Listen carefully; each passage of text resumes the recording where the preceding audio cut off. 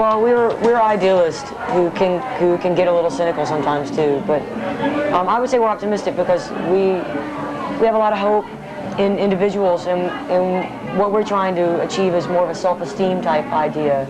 It's not like specific political issues that we're pushing. I mean, we do push specific issues, but our main hope is that people become more educated and aware and believe in themselves and have self-esteem, because a lot of fear and prejudices grow out of like insecurities.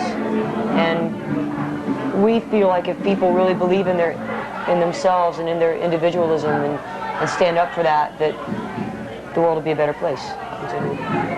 Yes, it certainly would. What was the song you had that dealt with Habitat for Humanity that was Get Together? Now, have you ever worked with that organization?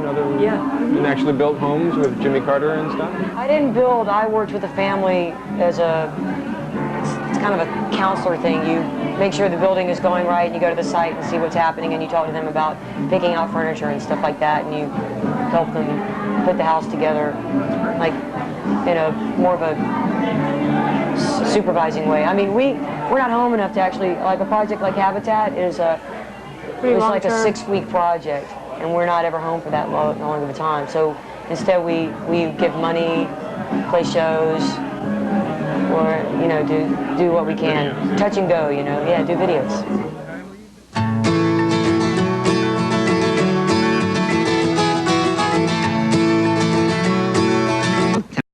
Welcome back. We're in the psychedelic locker room of the Indigo girls. Did you guys paint this yourself? This is our own locker room.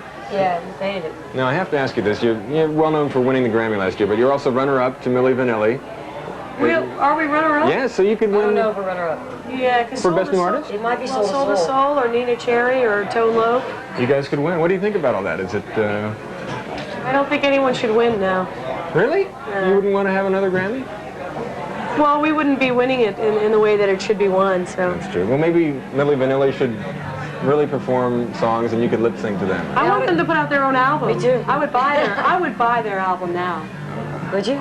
Yeah, just to have a laugh. Now, you have a song called Hammer and Nail, which talks about helping people out. At Christmas time, there are a lot of problems in the world that get glossed over, and people are very lonely this time because they may not be able to spend time with their families, and suicide is happening. Now, what is Hammer and Nail kind of encouraging people to help out now, as opposed to waiting until things could? Well, I wrote it for myself. I really didn't write it for anybody else, and I wrote it to remind myself I was caught up in this thinking too much syndrome, and I wrote it to remind myself to try to be an active person in society and not to be intimidated by the fact that I'm just an individual, and to renew my faith in the fact that an individual can make a difference because all things are connected and all actions are connected and things like that. So, but I wasn't thinking.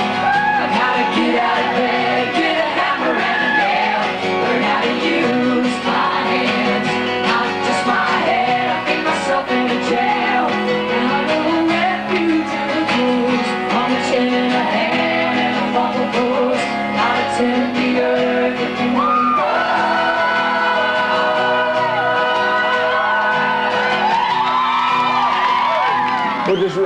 What does Christmas mean to you then? I mean, that's what I'm really trying to get at.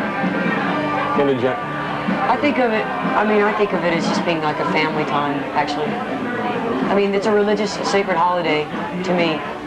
In spiritual ways, that's real personal, but in other ways, it's like a family thing. It reminds me of hope. It's like a renewal of a chance for hope in the world.